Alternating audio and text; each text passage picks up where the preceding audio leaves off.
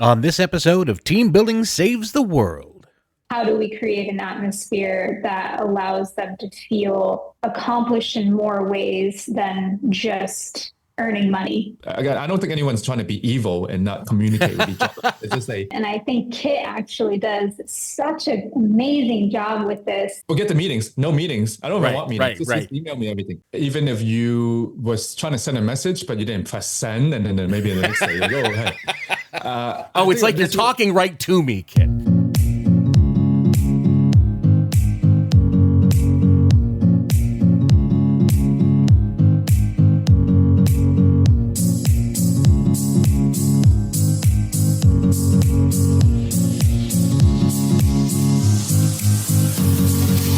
Hello, team. It's me, your old friend Rich Riddensland, host of Team Building Saves the World, the show where I speak to thought leaders from around the world, discussing variable strategies and tools to help you and your team build a better work environment.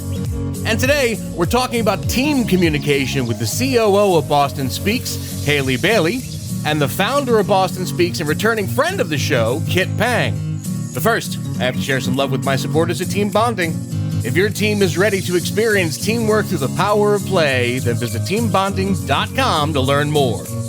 Now, team, join me in welcoming my guests, two members of a company that have specialized in public speaking training, whether it's one-on-one or with team dynamics, Hayleigh Bailey and Kit Pang. Hey, gang! Thanks.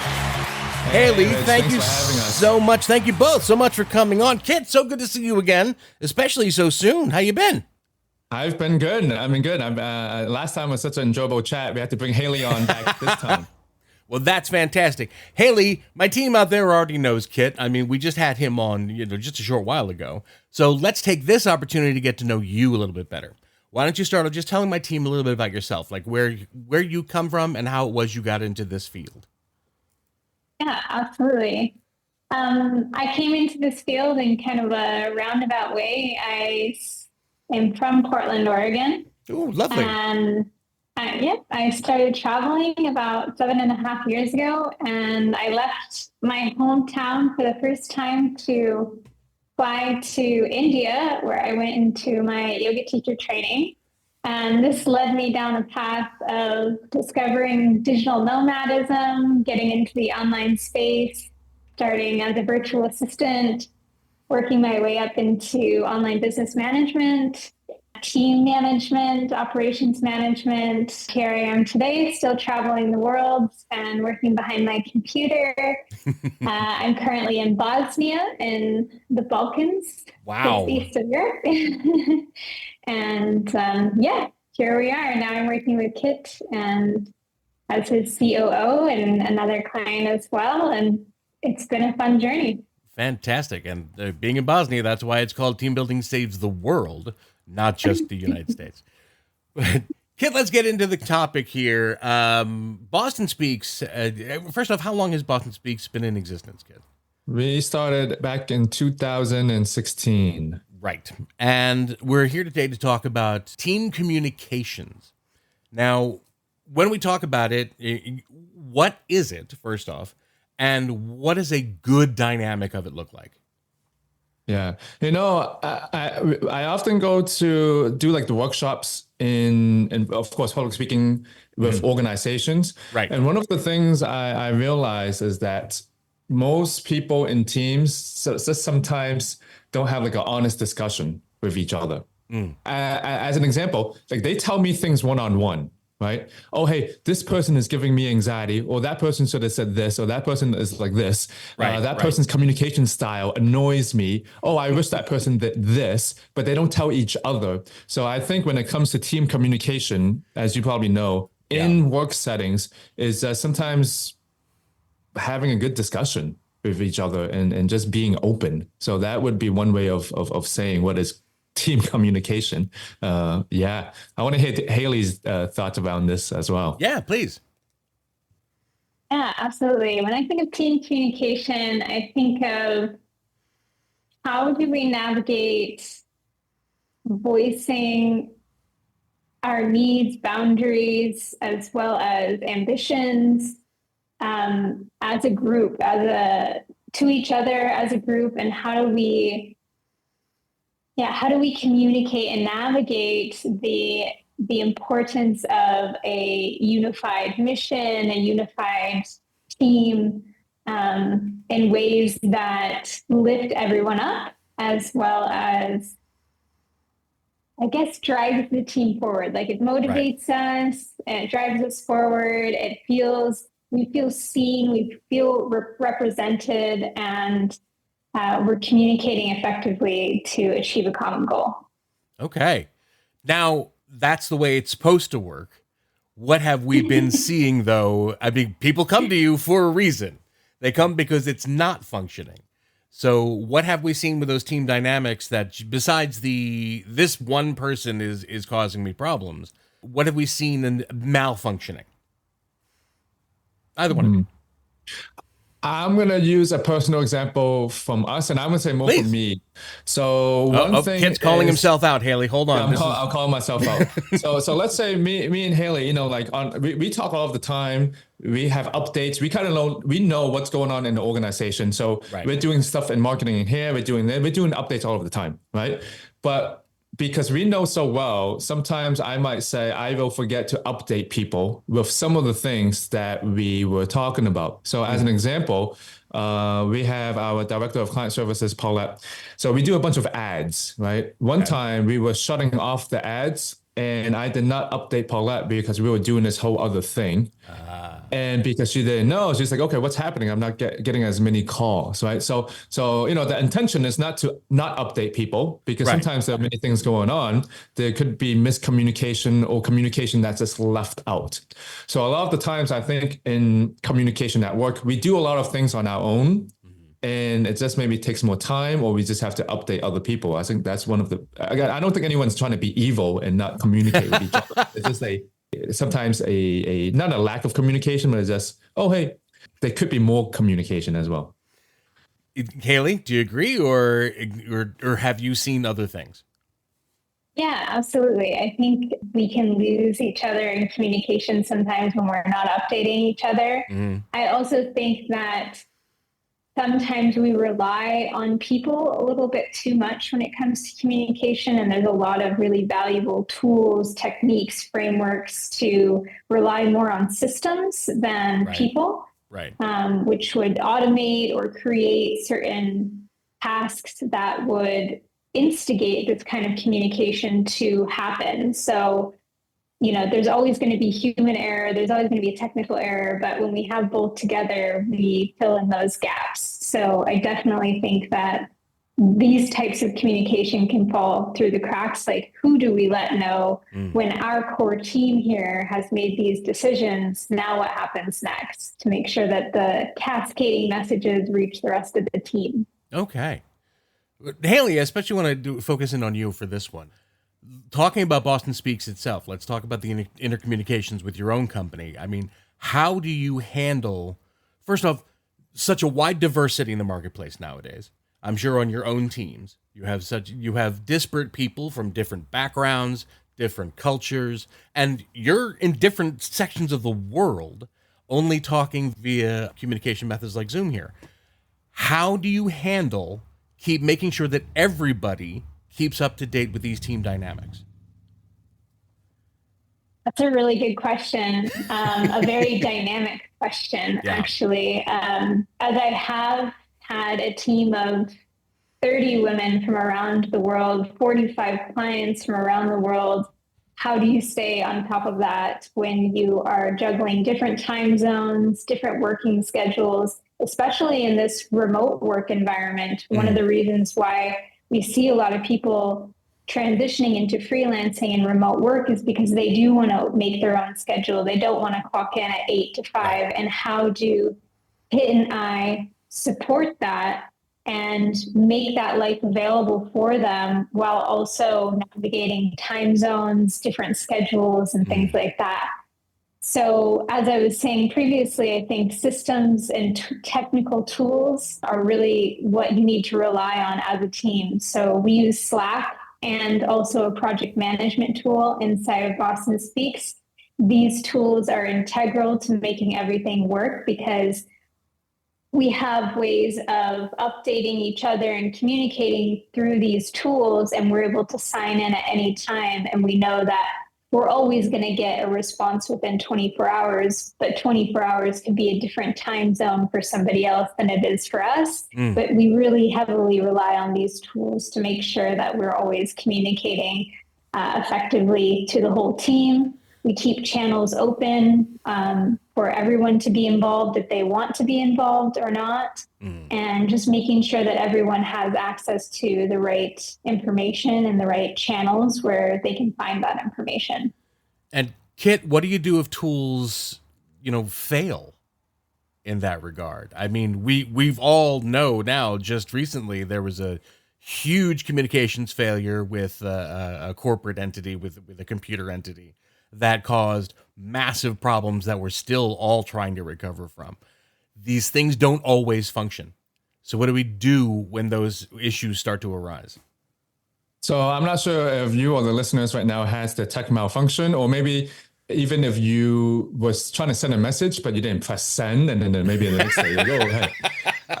It's like you're talking right to me, Kit. Is this happening to you all of the time, Rich? As I get older, yes. Maybe we need to bring your team members on and then ask them about. No, it's just one-on-one, buddy. It's just one-on-one. I would say is it depends on the person. When tech fails, I think some people it's the mindset people have around the tech failures of how they show their attitude towards it, right? I guess what's more important is the message you're trying to send, depending on what the tech is. How important is it? How urgent is it? Because we think the messages that we send all the time are the most urgent, most important thing. And we're like, oh my God, some tech went wrong. And the other people, we might think is 100% very important. The other people is like, okay, that's like 20%, 30%, 40%. So I think when it comes to tech failure going wrong, you really have to ask yourself, can you take a step back and say, how important is this message really? And now how can we cope with it? Unfortunately, the bad thing happened. You can't change it. So number one, how can you refocus your attitude? And then number two, what's the next action you're going to take? What about the other end of the spectrum here? Have you guys seen, or either within your own company or the clients that you deal with, where somebody just goes overboard? Where suddenly if it's not happening on Zoom or Slack or what have you, then it doesn't exist. Can you rephrase the question? Sure. Are we worried that just sticking with the overabundance of tech is causing people to just count on that tech so much that they're losing the human connection? Yeah, great question. Really great question. I think, especially as being a digital nomad, one of the first things that I felt in that journey was loneliness, because I no longer had the water cooler interactions. I no longer had the face-to-face time with people in person.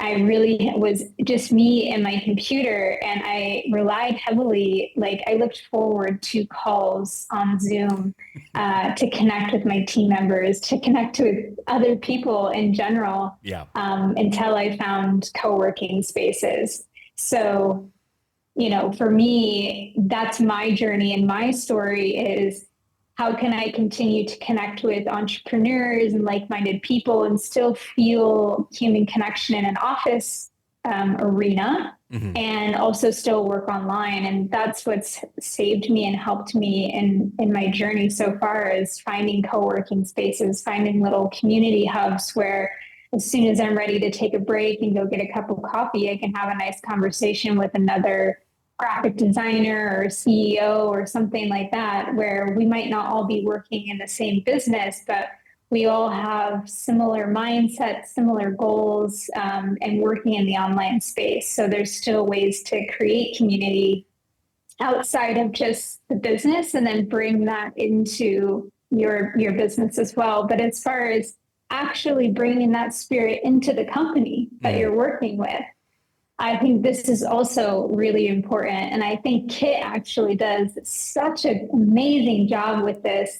This is one of my first clients I've ever worked with, where I truly felt taken care of. by my client. So I'd love to hear maybe what Kit has to say about what he does to create this atmosphere for us, because I know what it feels like on the receiving end, Right. but I wonder what kind of guidelines he follows. Go, Kit. Yeah, well, I'm gonna give a different take to this, but let me answer Hayleigh's first. I think it's I really value that everyone's on the team should be welcomed. You know, if Hayleigh's coming in or whoever's coming in, everyone should be welcome and feel like they are part of the team. And I think now this goes back to the technology, you know, like let's say whether it's on Slack, on Zoom, or in person, I think everyone has a different take on how they prefer to be communicated to on these different channels, right? So number one, I think, again, going back to what Hayleigh's saying, and in the back of my mind, I'm just saying, hey, how can we create this environment where everyone feels welcome, safe, empowered, so they just enjoy working here and do the best. Now, Rich, I'm going to piggyback on what you said earlier. I think that when it comes to like the Zoom communication or online communication, and let's say the human touch, I think this goes back and depends on the individual. Okay. Some people, they might just like messages. They don't even want to see people on Zoom. Hey, just chat this, just chat this. Okay. Forget the meetings. No meetings. I don't even want meetings. Just email me everything. And some people, we want to connect more on Zoom and build a relationship. Some people want to have a mix of everything. So I would have to say, in your organization, how can you go back to understanding your people and learning more about them? So I'm bringing it back to different personality communication styles. So working with the team, knowing how to adapt to that. Like, for example, myself and Hayleigh, most of the time, I think we have opposite styles in communication or the way that we think. And I think that is what makes us such a good team, because we just think differently and we add everything in. Okay. I want to get deeper into this. Now we're getting to the nitty gritty. I hope you guys don't mind, though. I do need to step aside just for a quick second. And I need to let all my team out there know about a company I am so very proud to be a part of, Team Bonding. Team Bonding was founded over 20 years ago with one simple question. How can employees have a great time while fostering strong, authentic bonds between people who work together? No matter where your company is located, even if it's in Singapore, Team Bonding offers powerful, engaging, custom team building events designed to get the best out of your team anywhere in the world. They've created a catalog of innovative events using the power of play as a learning tool and tapping into the correlation of work and play. So whether it's scavenger hunts to Jeopardy or so many more, the team bonding of activities, whether it's live, virtual, or hybrid, maximizes the impact of team building with an accent on fun. Visit teambonding.com to schedule your event now. Team Bonding, when you want seriously fun results. And speaking of seriously fun, we're here with Kit and Hayleigh from BostonSpeaks. Now we're talking about the individualization of it. Does this fall largely onto the management team, that they have to make sure that everybody gets that individual touch? Or is there some way to make it communal enough that everybody feels like they're still getting what they want out of it? Let's give that one to Hayleigh. I really think it has to do with the size of the company first. That's the biggest thing. The size of the company matters, and how you delegate the responsibility to make sure there's cohesion and communication between each individual as well as the team. That's important. Okay. We have a smaller company, so we are able to individualize more. And I think Kit does a really good job with that. I remember when I first came in, he asked me a lot of questions about myself in regards to how he can support me as a CEO. And these questions were things like, what motivates you? How do you receive praise? What is something that would inspire you to do better? And that response might be, I really like constructive feedback. And Kit would probably come to me each time and give me some sort of constructive feedback to how I was performing. In my own situation, my personal situation, I really respond to when people value what I am doing in the business, when they find ways to compliment me and thank me for when I do a good job. And he has done that since the beginning. Like, he really listened to exactly what I requested, and he made sure to include that in his communication with me. And because I was empowered to tell him exactly what I needed to perform well, and he listened and responded to that, and created a framework of how we communicate with each other and how to provide feedback for me. I felt the difference in the working environment that I was involved in, because I was actually receiving exactly what I requested. So, can we somehow create individualism or an individualized approach when we're onboarding new team members, to understand them and then maybe create some archetypal template in how we communicate that with them, how we offer them feedback, how we offer them praise, how we give them space to speak up about their own boundaries, desires, hopes, dreams, all of those things, so that we're hitting that Maslow hierarchy and not just creating a space for them to sign in to work each day and do their job and get some money in return. But how do we create an atmosphere that allows them to feel accomplished in more ways than just earning money? Kit, let me ask you, even with such an intimate company as yours, first off, how do you keep it all straight with all the disparate personalities you have under you? And how do you recommend this kind of approach to a client that is larger than your company? How do you help them to get what you do so well under their belt? I'm going to tie this to just one, a framework that I'm thinking about. We've all taken personality tests. So the one that I'm talking about, we just call it communication styles. Okay. Some people can call it DISC, but there's someone that's very direct. There's when I say very direct, the way we write emails could be like one sentence or two sentence. Just get down to the point kind of person. Yeah. Then there are other people that are more detail oriented. Here are the pros, here are the cons. How do we write emails? One to three paragraphs, because we rather get the steps right the first time. And then there are people that are more kind of like relationship building. So if you think of these different types of people, with your colleagues or your leaders or the people that you manage, do you understand or try to understand their style? And I'm not saying you have to 100% adapt to their style, but can you understand how they like to receive communication? So I think it really starts from that point of view, from everyone in the organization, try to understand how each other person likes to receive communication and adapt to that. Which I have a question for Hayleigh. Can I ask a question? Yes. I wanted to ask, what do you think is different in our styles of communication, Hayleigh, and how were the things that are bad or good from resulting in that? Hayleigh, he did this the entire last episode too. Yeah. Well, I was asking you questions, baby. He does this in our meetings all the time. Love it.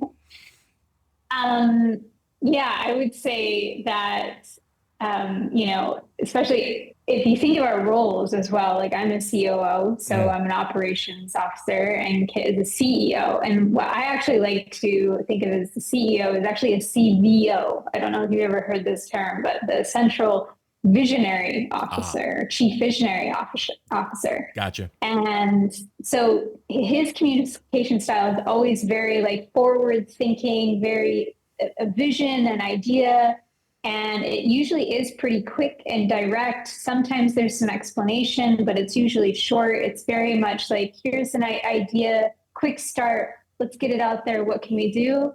And I'm somebody that kind of breaks it all down and is like, hey, step 1, step 2, step 3, and I create a bit more of an explanation around logistics and navigating the holism of the idea, right? So really looking at it from a bird's eye view and dishing out all the details so that we can analyze this before we move forward.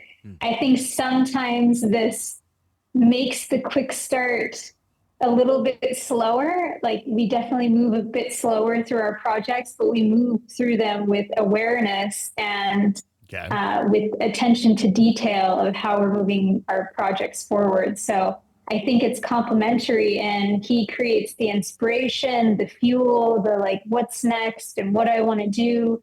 And I'm able to either say, pump the brakes here. This isn't actually a good idea. We might waste some money and time. Or I'm like, okay, this looks good. And here's the energy and effort it's going to require in order to do this. So we kind of have these complementary communication styles, and also the way that we approach projects.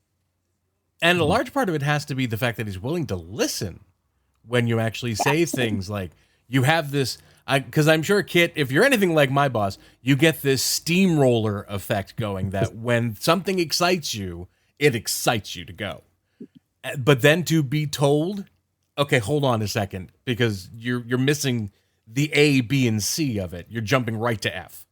So how do you allow that to influence you and give Hayleigh the space to make sure she is trusted and feels trusted enough and safe enough that she can even say those words to you? Yeah, well, I think it's having conversations like this. So I'm going to pose a question back to both of you. Okay, so you two. So let's say your boss or Hayleigh, let's say is working with me. Let's say we have all these different ideas. Is that annoying sometimes, or like not annoying of the word, but like how can that be better? What could be better about that? I guess I'm not sure what's the question I'm trying to ask, but I'm trying to ask is how can that be better for the team in a way? Let me, if you don't mind, Hayleigh, let me step in and just tell you from my perspective, so you might feel a little more free as we get to you answering to your boss. My boss, who does listen to this podcast, by the way, there was a time in my corporate life with team bonding, especially, where you would get that eye roll day, where it's just, here he goes. Okay, now we have to see what we need to do to make this function. And that functionality, especially on my end, where I'm the one who's face-to-face with the client that we're dealing with, literally comes down to functionality. How can I make his vision the best product that we can put forth, while also saying that these changes that I made in the moment were because something wasn't working right, but it's exactly how it was always supposed to go anyway. So how do you handle Kit in that way? Good question. Good question. Yeah, I think Kit's pattern is, or how it kind of shows up in our business is, we have a project and it does kind of get down to the wire. Like we're just about to launch the project, or push it through, get it started, and then he kind of comes in and is like, wait. How about we try this? Or like, what about this? And just kind of introduces a few more things. So he's always kind of right when you're about to really kick things off. Mm-hmm. He has some more questions. He wants to challenge you. He wants to look at things through a new lens. So I think there's that kind of operational part of me that really wants to just get things going and manage a project and get it done and see it through. And then, Kit's kind of the one that brings in the inspiration and has us look at different things in different angles. So it challenges me in unique ways, because now I'm having to kind of build in systems that allow for that last minute stuff. So I'm always kind of now I'm anticipating it, anticipating the last minute changes, anticipating the last minute questions that come up around if we're going to make these changes or do something different. But it works out, and I absolutely love working with Kit and his brain and all of his ideas. And he actually gives me a lot of freedom to create space and explore how I'm actually going to design or strategically plan a project, because he recognizes his own mind and how he likes to change things and try things out. And maybe this didn't work over here, so let's make some adjustments over here. So like he was saying before, it's really just giving each other the space to understand the way that our brain works and how we communicate and how we push projects through or create projects or whatever that might be. And yeah, having that space in general and being valued for what you bring to the table is what inspires me and my creativity and me to show up and give my best results every day in his business. So yeah. Was that a satisfactory answer for you, Kit?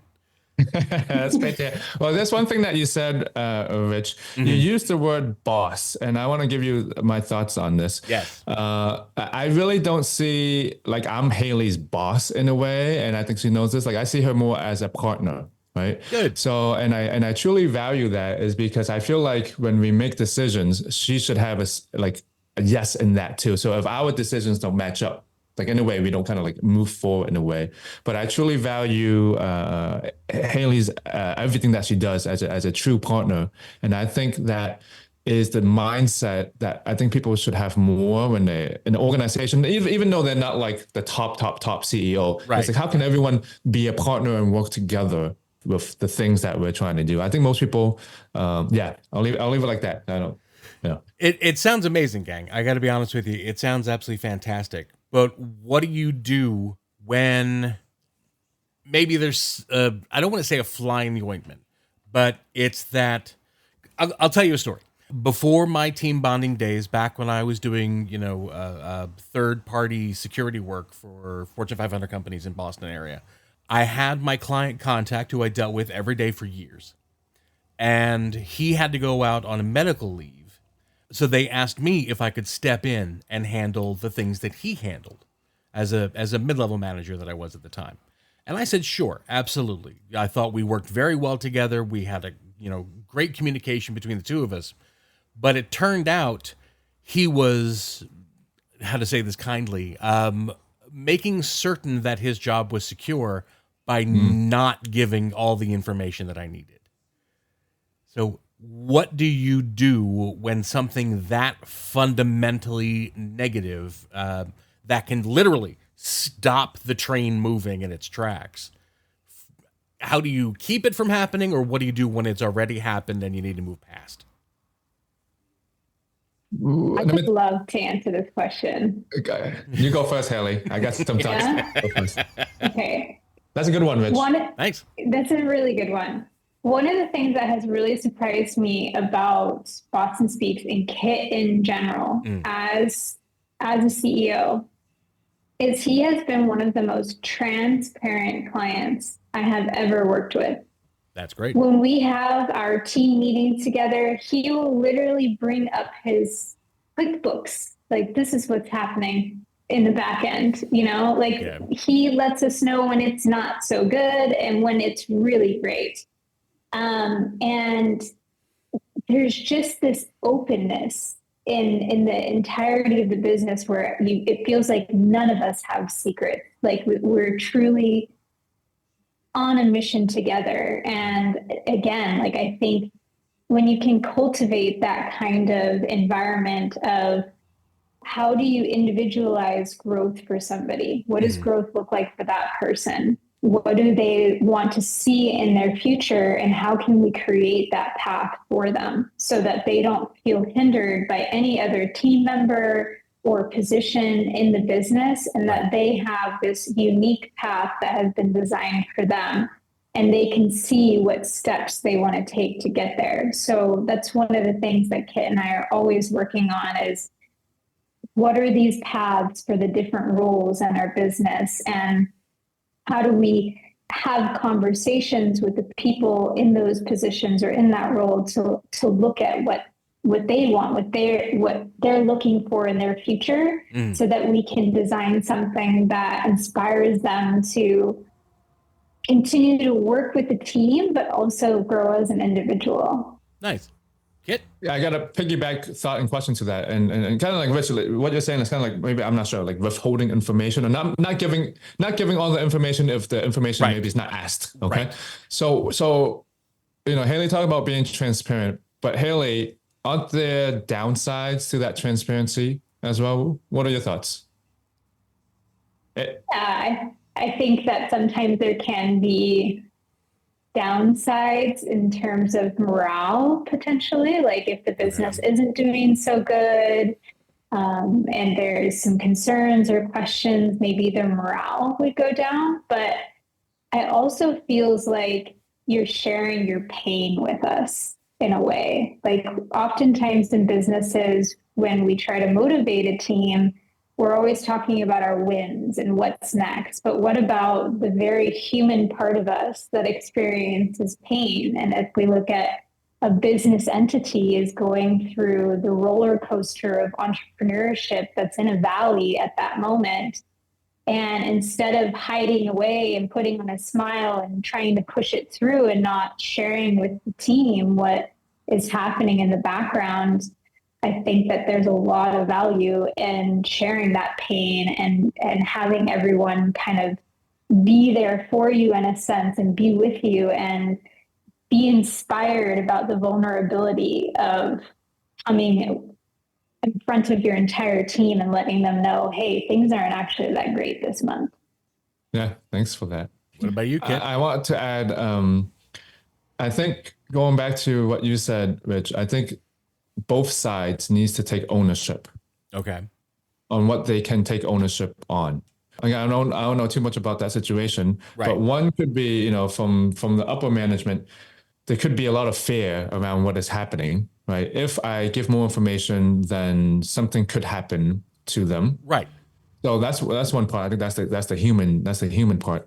But that individual, each individual, I think when things happen, we can take our own ownership into what we can do around it. So let's say the leader does not share or whatever. I think it also depends on the ownership of the other people in the team. Hey, it's up to us to now say, let's say I had a boss, my boss didn't do something. I can't blame them 100%. Right. Because I don't know. I don't know what's going on in their mind. There could be so many different things. Exactly. But it's up to me to take ownership and say, hey, let me go have a conversation and address what I'm thinking. They might not even be thinking exactly what I'm thinking. And so how do you go back to that discussion of what's going on? Gang, thank you so much for coming on. I got to say, Hayleigh, Kit, always a pleasure. Hayleigh, so lovely to meet you. Thank you so much. My team out there, please give a huge round of applause one more time for Hayleigh Bailey and Kit Pang. Guys, did you have a good time? Yes. Good. And I hope that continues to be the case, because it's time for my speed round.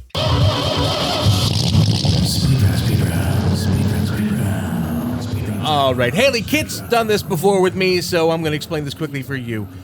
This is a quick, simple Q&A. I got 60 seconds on a clock. That is some music that plays in my head. That just keeps me in charge and in track of how long we have to actually go. The objective here is to see how many of these very short, simple questions you can answer within 60 seconds.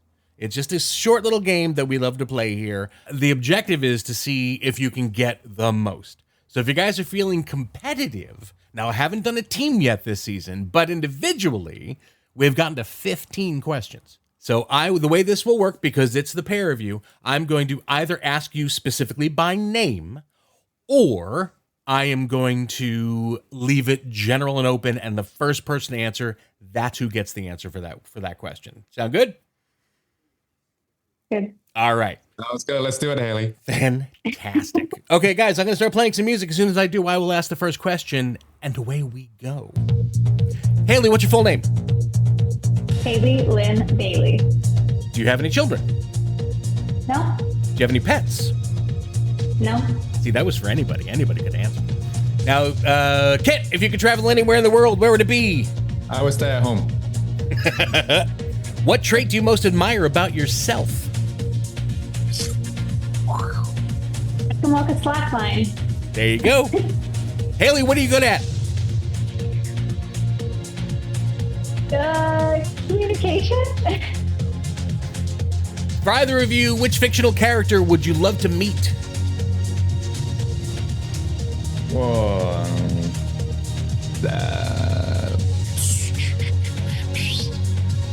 I don't know. I would say Superman. There you go. Kit, what's the scariest movie you've ever seen? Scream. Hayleigh, what's your dream job? What I have right now. There you go. 13, my friends. That is not bad. 13 questions answered in 60 seconds. Fantastic job. Hayleigh, let me ask you first, Hayleigh. Where out there can my team go if they want to learn more about you and possibly even communicate with you about projects? I'm not currently available taking on any other clients, but Okay. if they want to reach out to me, I do some consulting on the side, and they can find me on LinkedIn. So you'll see my name in the episode. Just search that, and you can find me on LinkedIn. Hayleigh, Bailey, Bailey. I do have to ask, did your parents hate you with that name? What happened? How did they hurt you? I'm surprised it took you this long time.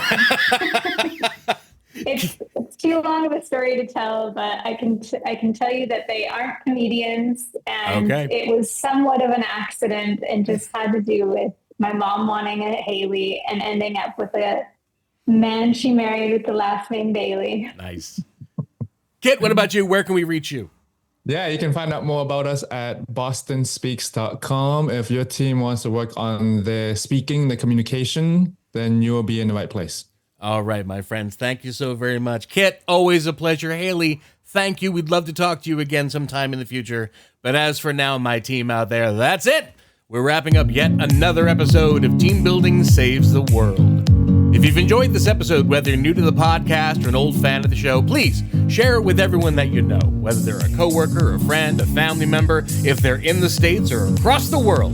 It just helps us share all this vital information. You can find out all about us, including all past episodes, at teambonding.com/podcast. Look specifically for Kit Pang's episode.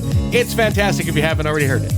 You can also find us wherever you find your favorite podcasts, Google Podcasts, Apple Podcasts, Spotify. Wherever you go to listen, my friends, I promise you we will be there. And don't forget to look for us on all the social medias at Team Bond Podcast. And leave me a message. Tell me what you liked about the show. Tell me if there was a question you wanted more detail about, or even if you have an idea for a future topic. I want to hear from you. So, before we say our farewells for this episode of Team Building Saves the World, please never forget, my friends, if you are within the sound of my voice, you're on my team now, and I am forever going to be on yours. So long, team. I'll see you next time.